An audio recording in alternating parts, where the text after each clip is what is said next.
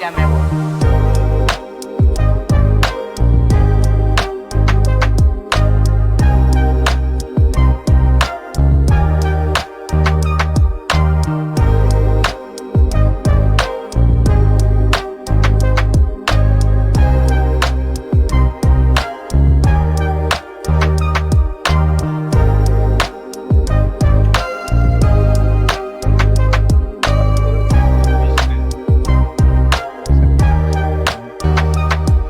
¿Yo lo hago? Nada, Sí, nada. Ya. sí, sí. Sí, claro. La plática van a decir para hacerlo. Bueno, No, no, no, no, mira, o sea, no,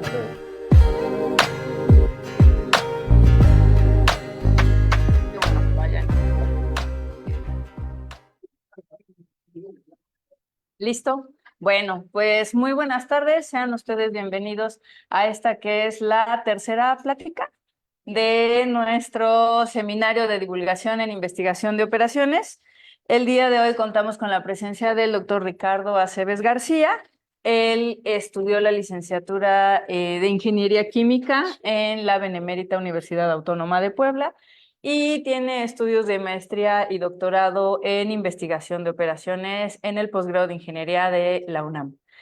Su trayectoria es larga como académico, ha dirigido varias tesis de maestría, de doctorado, y bueno, pues es profesor de tiempo completo en el posgrado de ingeniería. Sus áreas de investigación son modelos de demanda, teoría de localización, teoría de inventarios y optimización de servicios, entre otras.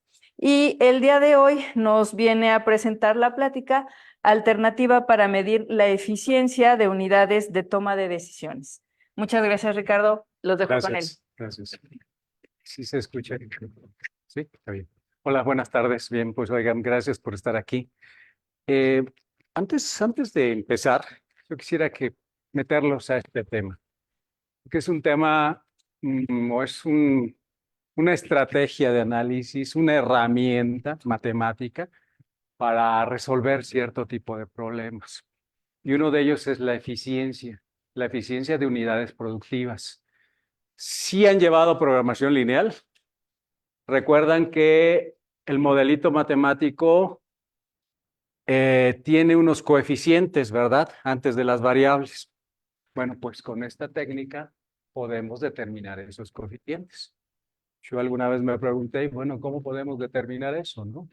Bueno, pues hasta que me topé con esta herramienta, dije, bueno, pues esto nos puede apoyar para determinar eso, ¿sí? Cuando hablamos de unidades productivas, eh, hablamos de departamentos, de proyectos, de, si quieren, ayuntamientos, si quieren, puertos, aeropuertos, todo es más deportistas, lo han hecho para deportistas, ¿no? Todo lo que tenga insumos como entrada y productos como salida, ¿sí? Y ahí en medio no nos interesa qué pase, sino simplemente lo que vamos a calcular o vamos a determinar es la eficiencia con que trabaja eso. Esta técnica que nos permite comparar qué tan eficientes son entre ellas, entre esas unidades productivas, no hacia afuera, sino entre ellas. Y de ahí sacamos las eficientes y las no eficientes. Y con eso podemos nosotros pues hacer muchas cosas que vamos a ver. Bueno, un poquito para meterlos en este campo, ¿va? Un poquito de comentario. Miren, pues vamos a tocar estos temas de manera general y les traje un caso de estudio que es sobre Pemex. Son 30 pozos petroleros que analizamos como prueba de que para que vieran que había otra forma de asignar presupuesto o de poder asignar presupuesto y como otra, digamos, con otra estrategia, ¿sí? Entonces empezamos. O sea, como les decía, pues es para medir la eficiencia, ¿sí? Su desarrollo, pues miren, es del siglo pasado, ¿no?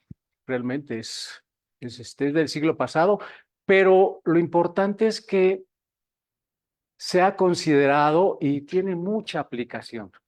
¿Por qué? Porque si consideramos a la eficiencia como el cociente entre productos e insumos de varias unidades de decisión, pues entonces pues es bastante interesante poder determinar, ¿no? Qué podemos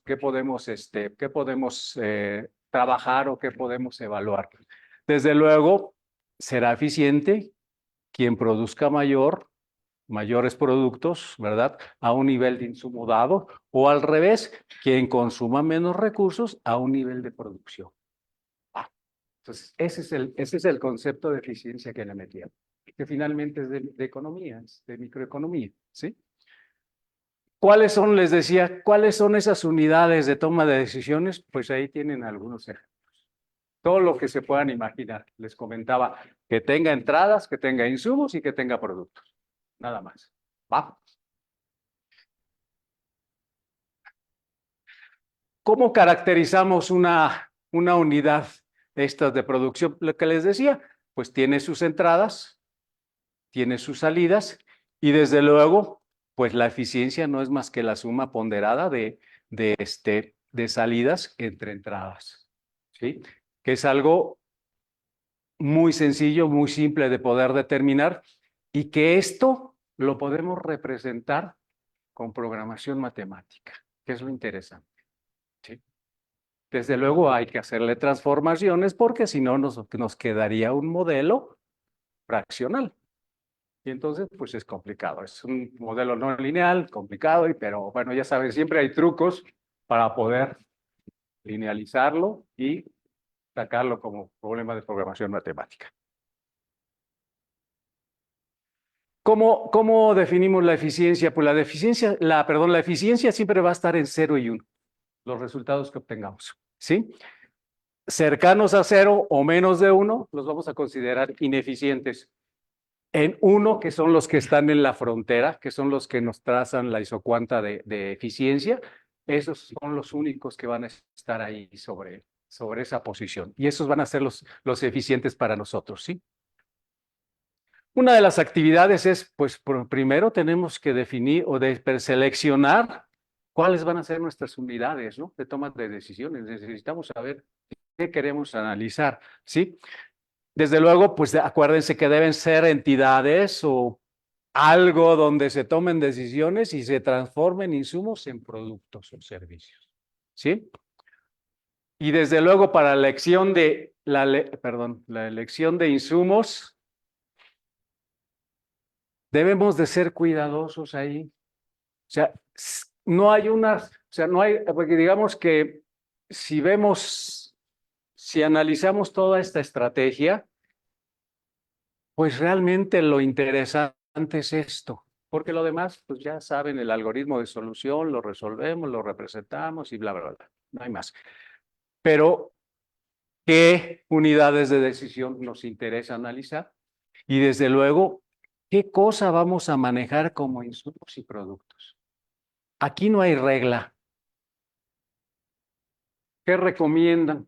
Pues algo que podamos manipular, ¿sí? Como empresa, como departamento, como proyecto.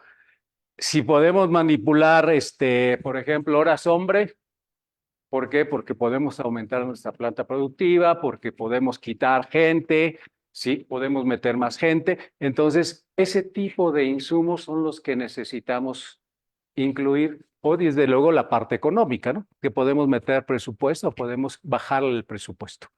Cosas que podamos mover. ¿Por qué? Porque al final, como todo problema de programación matemática y de programación lineal, pues podemos hacer análisis, ¿no? De sensibilidad, ¿sí? ¿Recuerdan eso, no? Que tenemos el concepto de variables de holgura, que tenemos el concepto de variables duales, que podemos mover la función objetivo, los parámetros de la función objetivo sin salirnos del óptimo. Lo mismo podemos hacer aquí, ¿sí?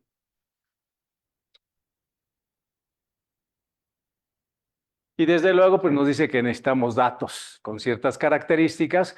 ¿Por qué? Porque errores de captura, valores 0, esos nos truenan la herramienta, nos truenan la estrategia. ¿Por qué no las truenan? Pues recuerdan que es un modelo fraccional.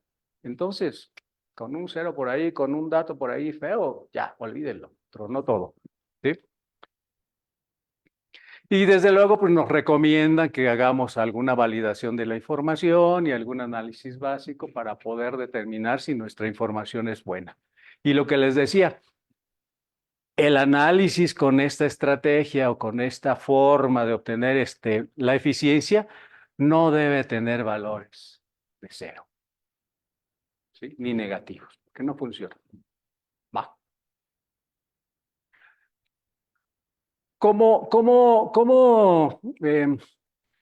O sea, existen varias formas de poder determinar esta frontera, ¿sí? Y aquí está un cuadrito que nos permite conocer eso, en donde tenemos los métodos paramétricos y los no paramétricos. DEA es una técnica no paramétrica, en donde tenemos, recuerdan, si es paramétrico, pues la programación matemática, la parte estadística, y lo no paramétrico con la parte de la programación matemática. Y desde luego, pues recuerden que tenemos siempre las dos opciones, o es determinista o es estocástico, no hay más. ¿Va? Lo que vamos a ver aquí está dentro de lo determinista, ¿sí? El modelito que vamos a ver aquí. ¿Qué características tienen?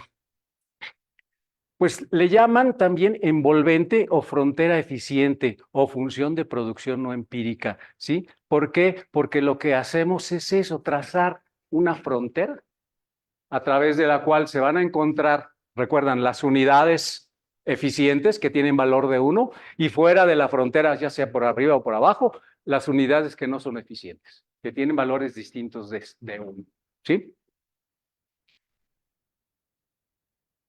Y desde luego, algo interesante es que la eficiencia se estima a partir del grupo de unidades que estemos analizando.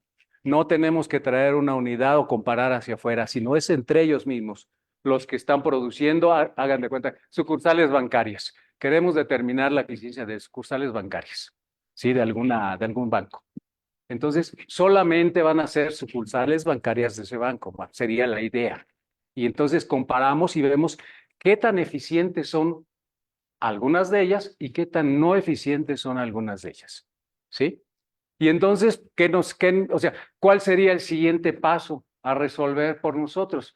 Si tenemos cuáles son las eficientes, pues podemos meternos, recuerdan que es como una caja negra, que hay entradas y salidas y adentro están los procesos o todo lo que se hace, ¿sí? Todas las actividades que se hacen para que salgan los productos. Ah, bueno, entonces podemos meternos ya un poco más a profundidad como para ver y analizar qué está pasando en esas que no son eficientes. O si le podemos meter más recursos a esas que no son eficientes y pasarlas y subirlas a que sean eficientes. ¿Sí? Entonces, podemos hacer todo eso con esta estrategia. ¿Cuál es la frontera? Les decía, ¿cómo es la frontera? Bueno, pues es una grafiquita como esta. Bueno, aquí es solamente en 2D, ¿no? Porque de otra manera es complicado. Pero lo que vamos a tener es la frontera o la isocuanta de eficiencia, ¿verdad? En donde van a estar como A1, A2 y A3, van a estar sobre la frontera y A solito que quedaría fuera de la frontera y entonces las eficientes serían estas tres y la que no sería eficiente sería este otro punto. ¿Sí? Y entonces, bajo este esquema, nosotros podemos traer esta hacia la frontera, ya sea por aumentarle recursos, ya sea por mejorar sus procesos de producción y que tengan mejores salidas o mejores productos, o mayor cantidad de productos. ¿Sí? Pero entonces ya podemos movernos y poder decir algo al respecto, además de saber pues cuáles son eficientes y cuáles no son eficientes. ¿Sí? Un esquema de clasificación, miren, de los modelitos. Pues de acuerdo al tipo de eficiencia que tengan, que puede ser proporcional o no radial, los modelos pueden estar orientados. ¿Por qué le llaman orientados? Porque lo podemos analizar desde el punto de vista de los insumos o desde el punto de vista de los productos. ¿Sí? Entonces tenemos esas dos opciones. Existen modelos ya muy mejorados que nos evalúan de manera simultánea las entradas y las salidas. ¿Sí? Entonces, bueno, también algo interesante como para poder determinar, oye, pues ¿A qué DMU o a qué unidad le puedo meter recursos? Ah, pues nos identifica los rendimientos de escala, ¿sí? Pues aquellas que tengan rendimiento de escala que vayan hacia arriba, pues esas valdría la pena meterles más recursos.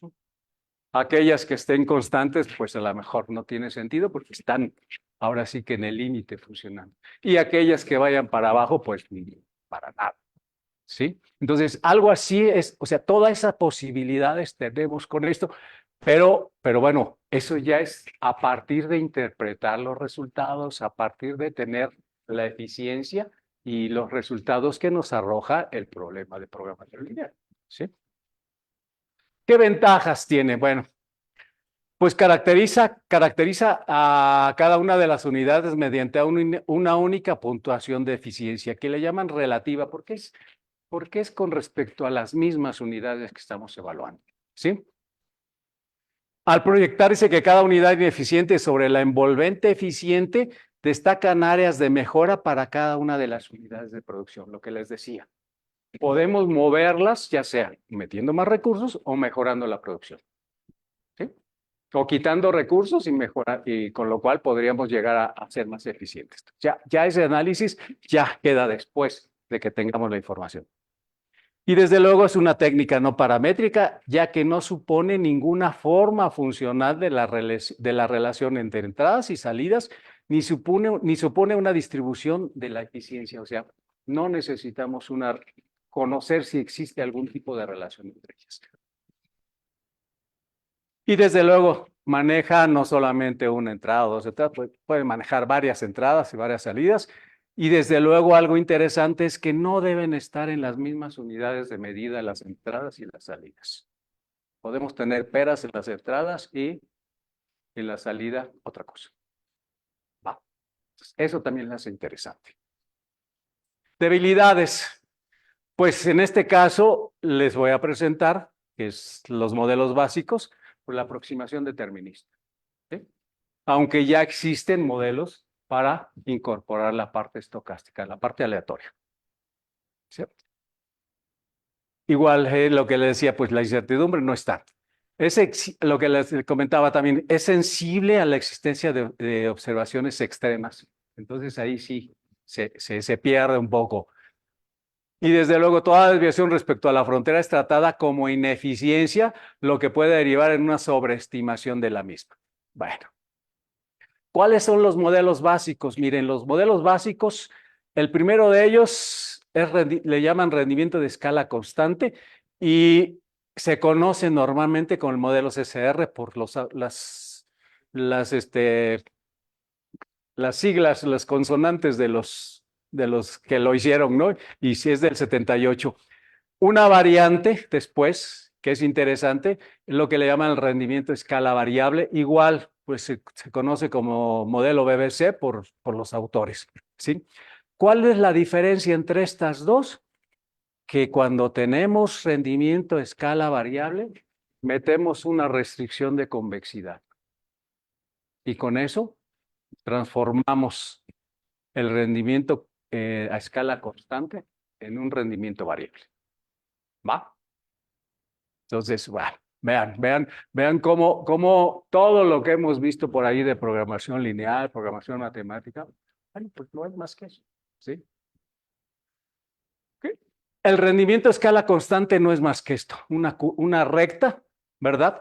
Que es la frontera de eficiencia, en donde, pues, los puntos, por ejemplo, la D que está sobre la línea, pues es la eficiente, y las otras que están abajo, fuera de la línea, son las no eficientes. ¿Sí? Pero esa es la que tiene escala constante de rendimiento.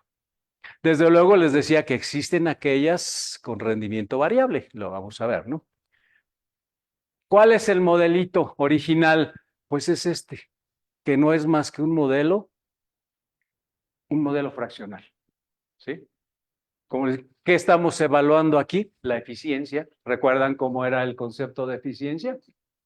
Era lo que salía entre lo que entraba. ¿Sí? Entonces, es lo que tenemos, nada más. Y aquí, desde luego, recuerden que como la eficiencia varía entre 0 y 1, pues esta no las acota en ese sentido. ¿Sí? Bueno, pues este es un modelo no lineal, ¿verdad? Se busca obtener el conjunto de pesos óptimos, los multiplicadores U y B que maximicen la eficiencia relativa. Y donde pues H0 no es más que la unidad que estamos evaluando. Ahora, digamos, este modelo solamente nos está representando una sola unidad que estamos evaluando contra las demás.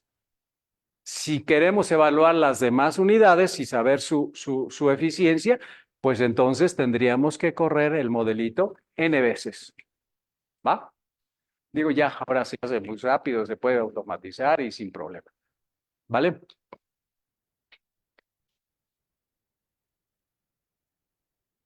Después, ese modelo, después dijeron, no, pues es más complicado hacerlo. ¿Saben qué? Hagámosle este truco matemático, hagamos este cambio de variable y trabajémoslo como un modelo de programación lineal normal. Y entonces este le llamaron de forma multiplicativa. ¿Sí? Pero pues recuerdan que todo problema de programación lineal tiene su dual. Y entonces, pues igual, a este el dual le llamaron envolvente. ¿Por qué? ¿Y por qué prefieren el dual? Pues por esta característica, ¿no? Que va a haber más restricciones que variables y entonces al mover el dual se nos invierte esa posición y podemos resolverlo más fácil, de manera más sencilla, ¿sí? Y ya en su forma primal, pues quedaría estructurado de esta forma. Las restricciones, las variables duales y me falta uno, y la formulación del dual, ¿sí? Entonces, de esta manera, pues lo que hacemos nada más es ese truco para poder transformarlo en un problema lineal, quitarle lo fraccional con un cambio de variable, después lo transformamos a su dual y tenemos la forma que normalmente se trabaja o que trabaja, que es el dual, que le llaman envolvente, ¿sí? Recuerdan que les comentaba que podemos evaluar por entradas o podemos evaluar por salidas. Y aquí la pregunta es, ¿cuál es la diferencia entre estos dos? ¿Sí la notan?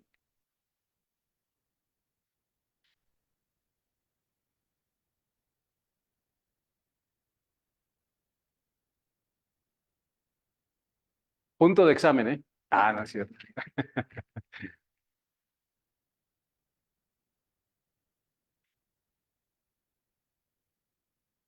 ¿Qué decíamos? Acuérdense que tenemos entradas y salidas, ¿no? ¿Y cuál es la diferencia cuando evaluamos o por un lado o por otro? Pues el tipo de variable, ¿no? ¿Sí? El de entrada, ¿qué queremos maximizar? Pues las Y son las salidas y entonces aquí vamos a estar limitando las entradas.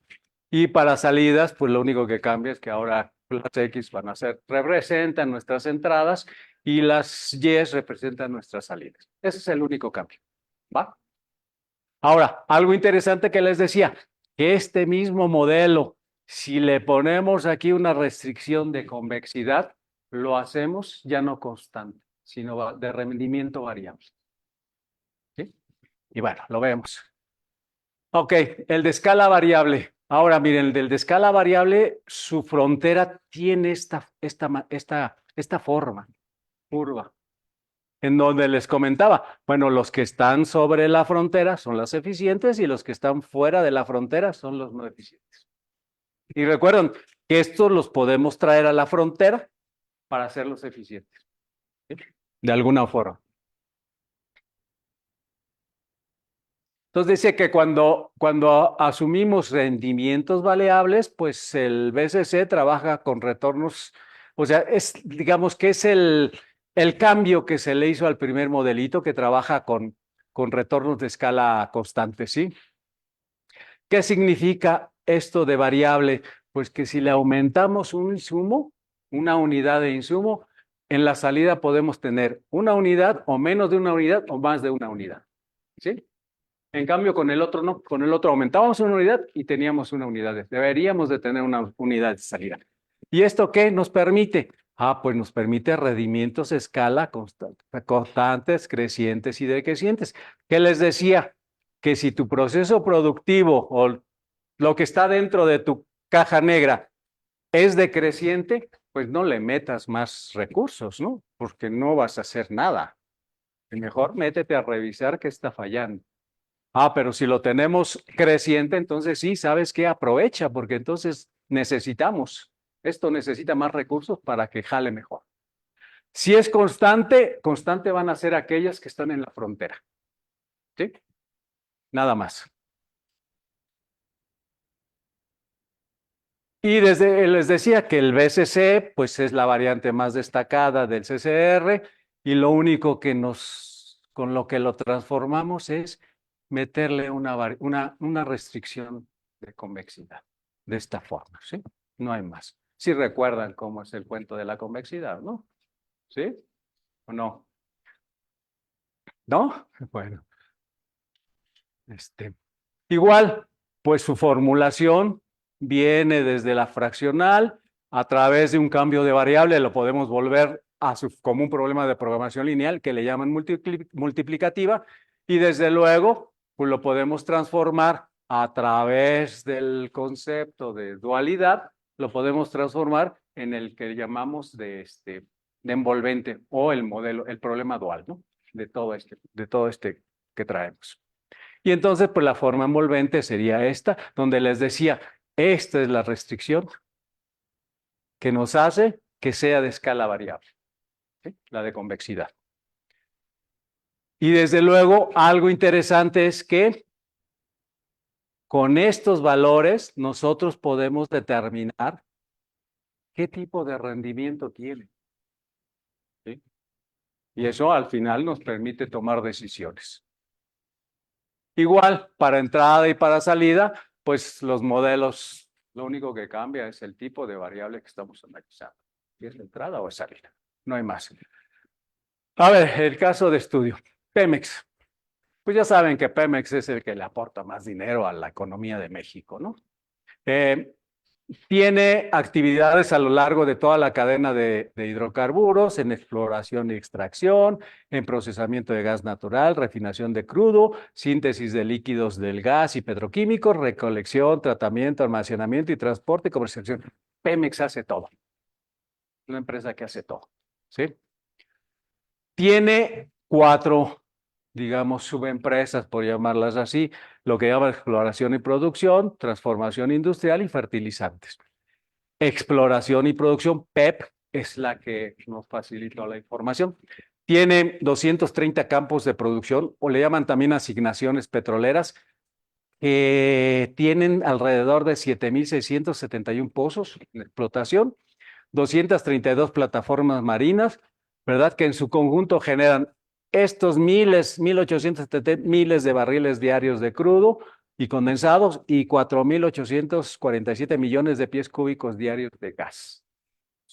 Pues ya saben que es la empresa.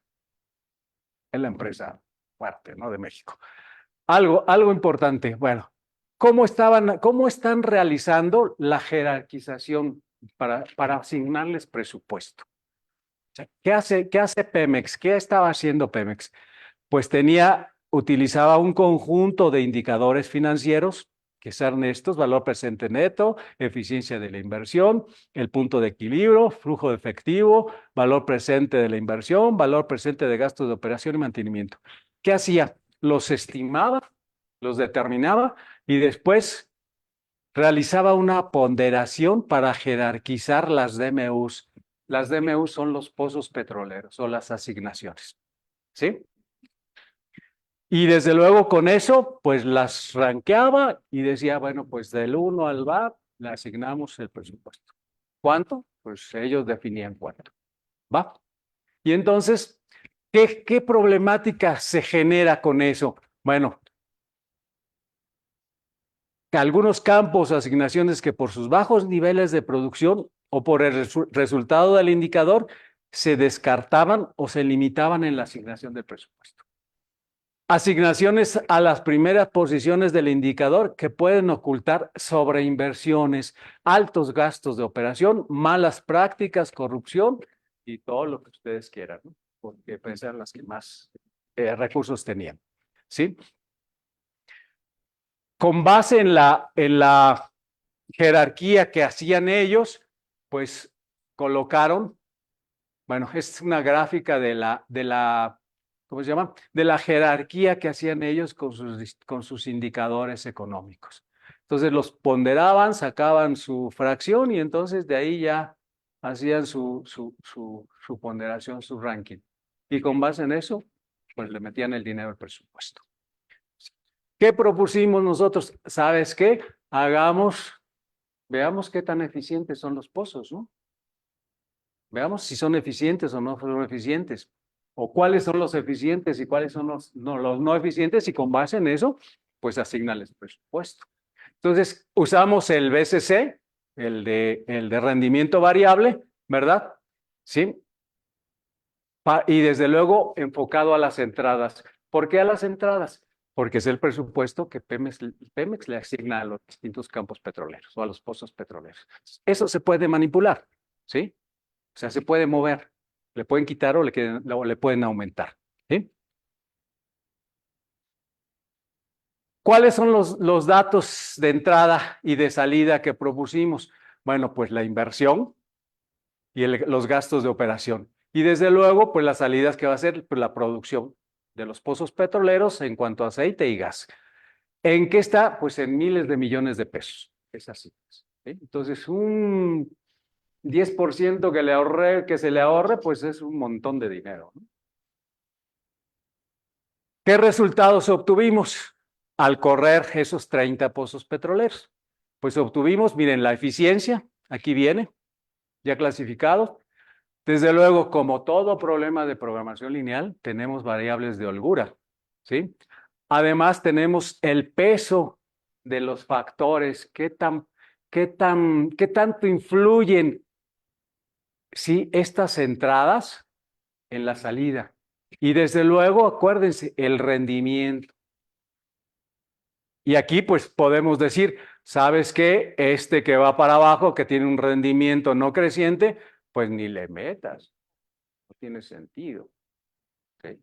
No le metas más porque no lo vas a poder meter más a la eficiencia, ¿no? Y gráficamente, bueno, pues con una forma de radar, pues esta digamos, nos representa esto mismo, ¿no?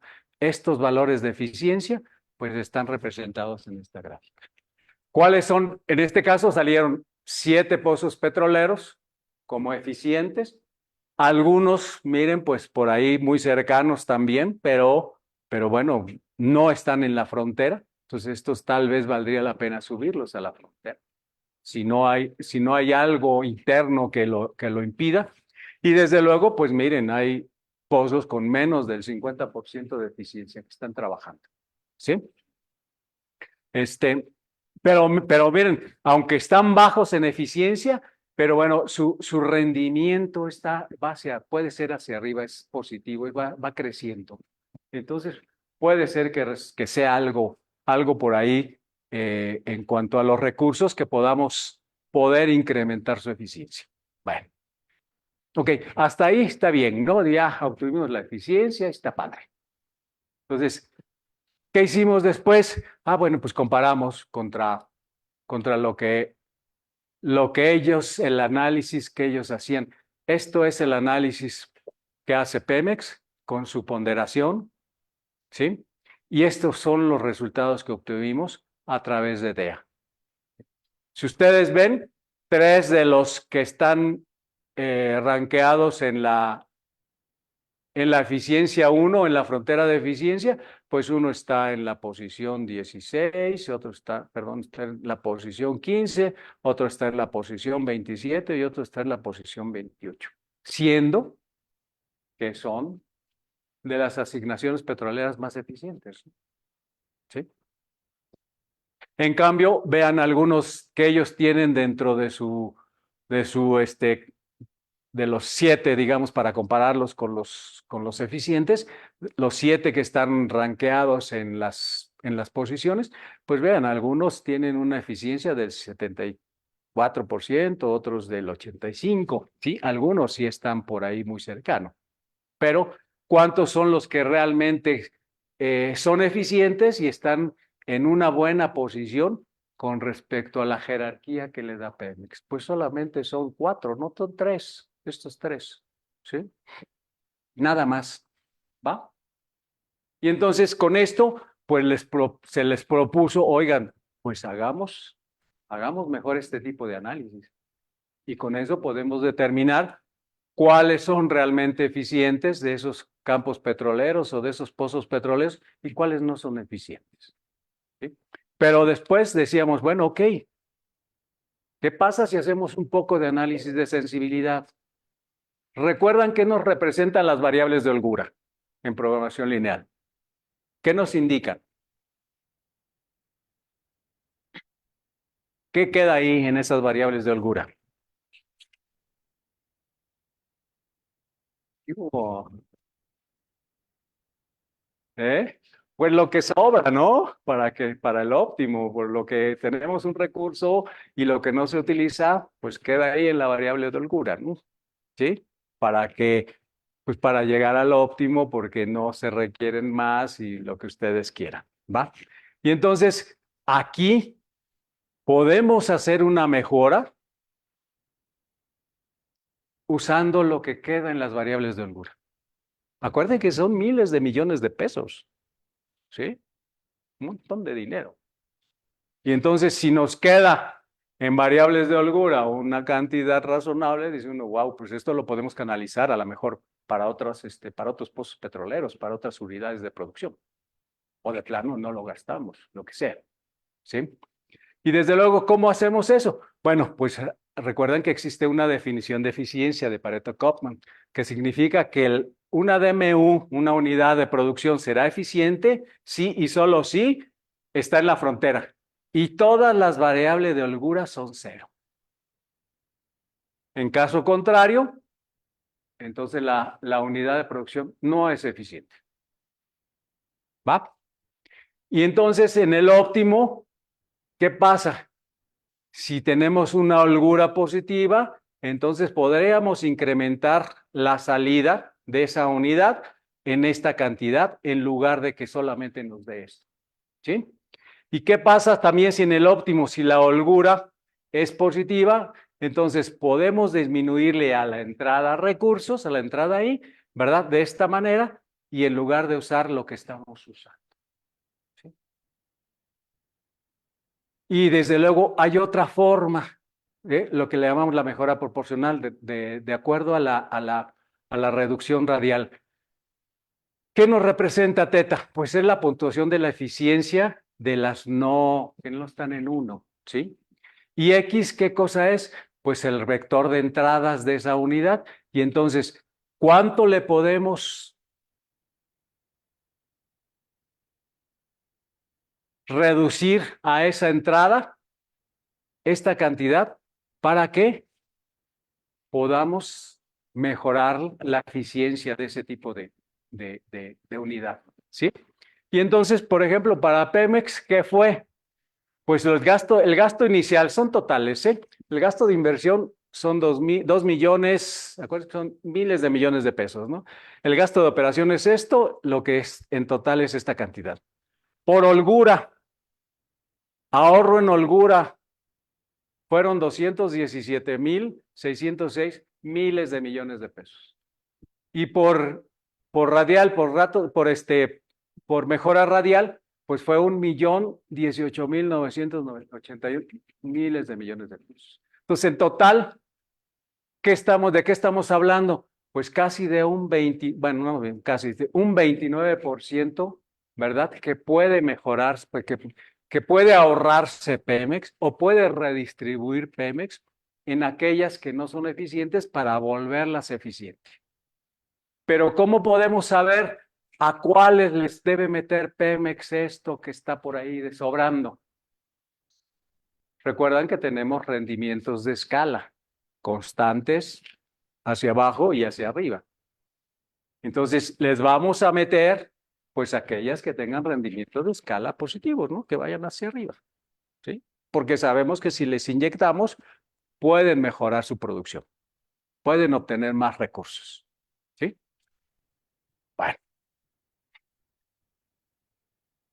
Bueno, pues algunas referencias. Si ustedes teclean DEA o Data Envelopment Analysis, van a encontrar un montón de información, ¿sí? A mí, cuando la empecé a manejar, se me hizo muy interesante porque es muy aplicable, muy práctica, ¿sí? Les digo que hay papers hasta de jugadores, equipos. Pues equipos, ya saben que los americanos hacen estadística para todo y los europeos también un poco, pues análisis de equipos, ¿no?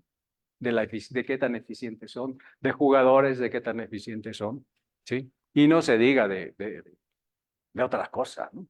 Van a encontrar muchísima información.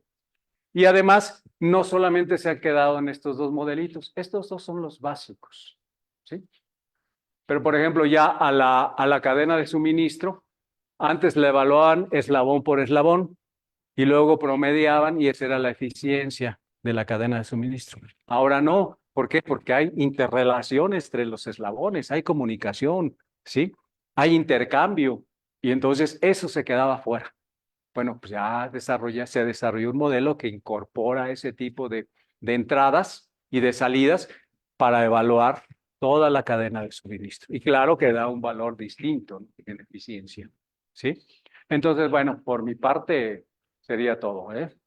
Ya nada más les pongo aquí que tenemos un laboratorio. Por si alguien no ha hecho el servicio social, siempre son bienvenidos, ¿eh?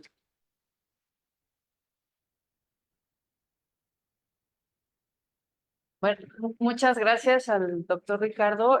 No sé si tengan alguna duda o Una cosa pregunta. que quieran. Ya los vi que le están tomando foto. No sé si todos escucharon porque estábamos en el aplauso, pero no sé si lo quieras volver a decir. Bueno, que tenemos un programa de servicio social, un laboratorio. Más o menos, esas son las instalaciones, está ahí muy mono. Aquí enfrente, en Facultad de Ingeniería, en el edificio del posgrado, es el Bernardo Quintana, el tercer piso, sistemas, departamento de sistemas. ¿Sí? Y no es obligado que estén ahí, podemos arreglarnos, podemos hacerlo a distancia, solamente que, bueno, que nos cumplan con los trabajos que acordemos, que nos apoyen, ¿sí? Y listo. Si no, bueno, también hay espacio para que quieran llegar ahí entre clases o de repente tienen un hueco ahí de 2, 3 horas, pues pueden llegar al laboratorio y estar ahí trabajando, haciendo tareas, lo que sea, ¿sí? Pues hay espacio y hay equipo. ¿Va? Gracias. Gracias. ¿Alguien tiene ¿Alguna pregunta del tema? duda? Sí, Andrés. Espérame. Si no, no te oyen. Cuando están resolviendo el problema de programación lineal, o sea, lo que nos dice las variables de decisión es la asignación de los insumos. Eso es lo que estamos. Sí, ¿Sí? efectivamente. Y otra cosa, ¿podría regresarle a la diapositiva del modelo? Tengo una duda respecto a las restricciones, en la que nos preguntaban las diferencias.